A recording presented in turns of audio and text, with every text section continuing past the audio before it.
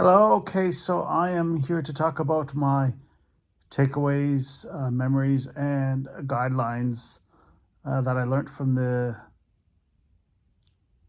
Leading Innovations course that will help me in supporting future organizations that I am in terms of innovation. So, my first takeaway is just realizing through the foresight model that I am a low clarifier.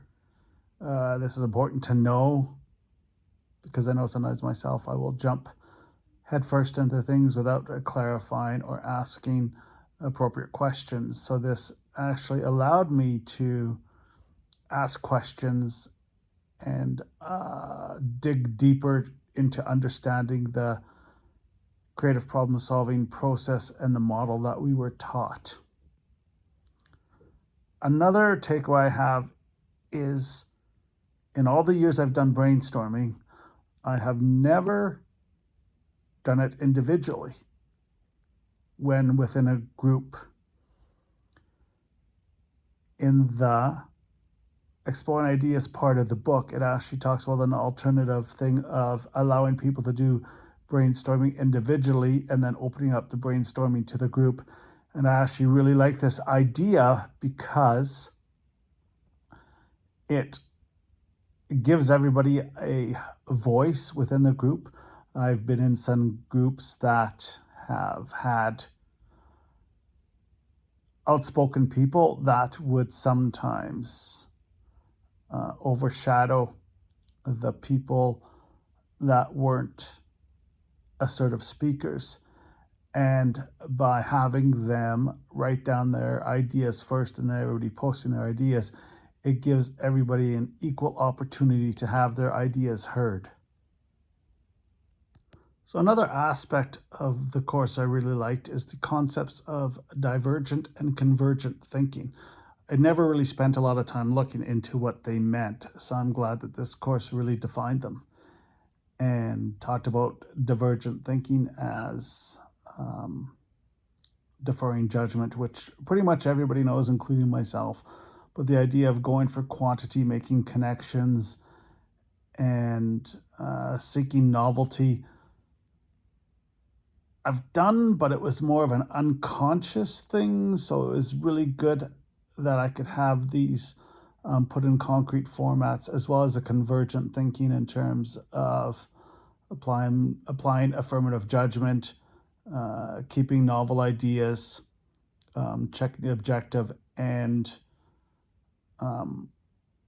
stay focused.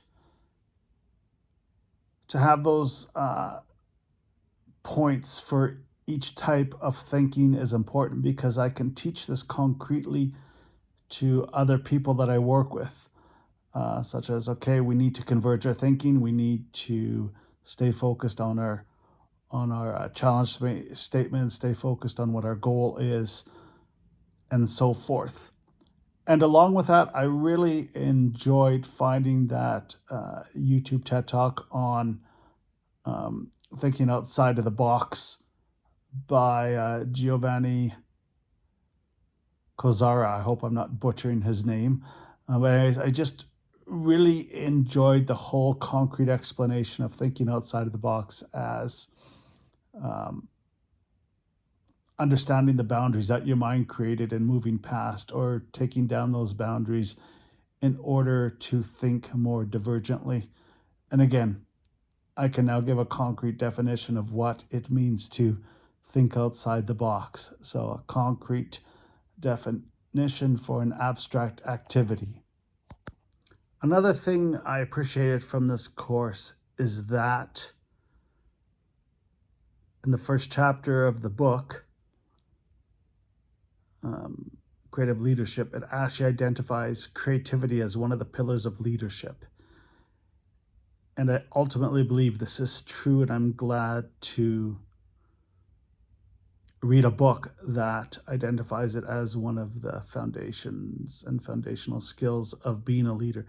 And again, being creative doesn't mean you always have the answer to the problems, but it means you're willing to find ways and utilize tools and able to find solutions to predicaments or problems. I also like the fact that playfulness was emphasized in the process, especially in the exploring ideas. I think people think that, you're in the business world, for example, you're wearing a suit and tie to work, so you always have to be, quote, professional, unquote. And a lot of, I find, leaders and managers take that to the extreme where they can't have fun, they can't be playful, they can't be humorous. And I believe that being playful and having fun and laughing actually contributes and intensifies a creative learning environment. So thank you to the authors of the book for pointing the need for playfulness and the need for leaders to be playful out.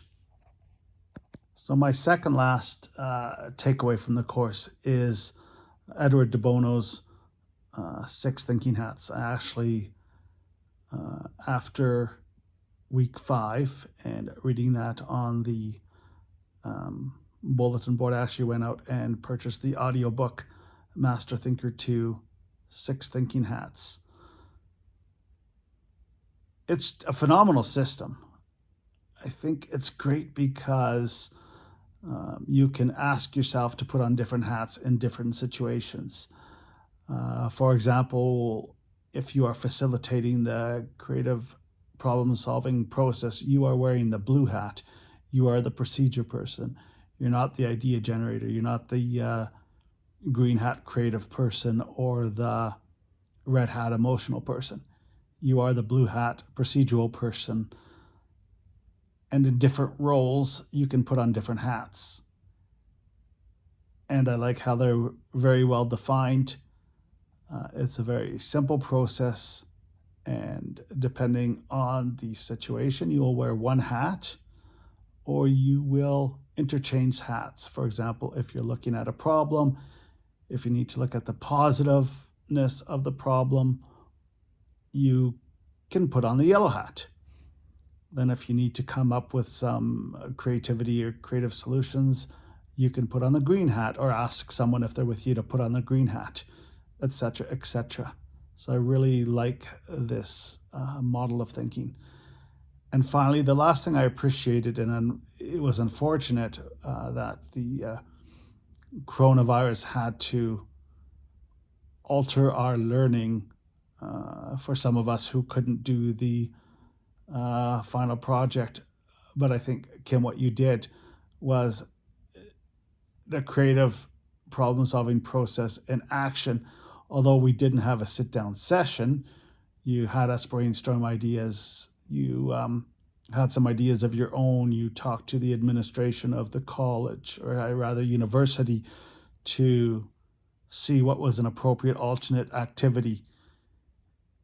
And I think that type of collaboration needs to be remembered when embracing the creative problem-solving process. Because if you don't have that type of collaboration,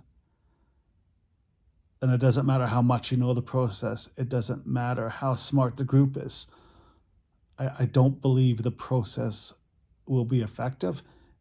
And without the collaboration within the process, things will fall apart quickly. So these are my takeaways and memories from the course. And I just want to say thank you for being a great instructor.